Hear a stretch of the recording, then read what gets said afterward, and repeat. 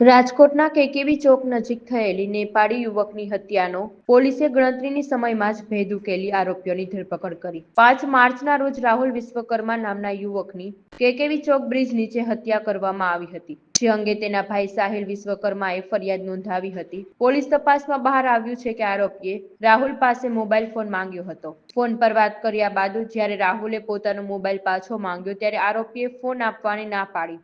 આ બાબતે બંને વચ્ચે બોલચાલ થઈ હતી। ઉશ્કેરાયેલા આરોપીએ રાહુલના માથાના ભાગે પથ્થરના ઘા ઝીકી ગંભીર ઈજાઓ પહોંચાડી હતી, જે બાદમાં જીવલેણ સાબિત થઈ હતી અને રાહુલનું મોત નીપજ્યું। પોલીસે કાર્યવાહી કરી આરોપી અક્ષય રાજસિંહ જાડેજાને દબોચી લીધો।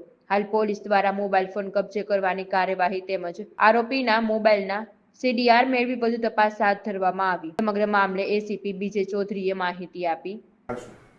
માલવીયાનગર પોલીસ સ્ટેશનમાં કેકેવી ચોક નીચે બ્રિજના નીચે ગત રાત્રિના એટલે કે તારીખ 5ના જે વહેલી સવારના રોજ બનાવ બનેલ 3 થી 4 વાગ્યાના અરસામાં, તેમાં જે ફરિયાદી છે એનો ફરિયાદી સાહિલ પ્રેમસિંહ વિશ્વકર્મા, જે મૂળ નેપાળના રહેવાસી છે, તે અહીંયા યુનિવર્સિટી વિસ્તારમાં ગુજરાત હાઉસિંગ બોર્ડના ક્વાર્ટરમાં રહે છે, તેનો ભાઈ રાહુલ, જેને ઈજાઓ પહોંચાડી અને તેનું સારવાર દરમિયાન મૃત્યુ થયેલ, આ કામે આરોપી અક્ષયરાજસિંહ રાજેન્દ્રસિંહ જાડેજા, ચેડા ગામનો, તાલુકો કાલાવાડ રહેવાસી છે અને હાલમાં તેને અટક કરી અને નામદાર કોર્ટમાં રજૂ કરવામાં આવેલ છે।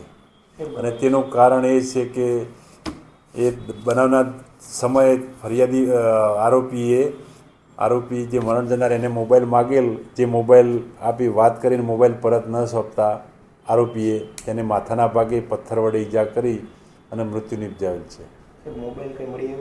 ના, હાલમાં મોબાઈલ મળી આવ્યો ને તેની સીડીઆર ભરીને આગળની તપાસ ચાલુ છે। ના, એનો કોઈ અગાઉનો કોઈ ગુનાહિત ઇતિહાસ નથી।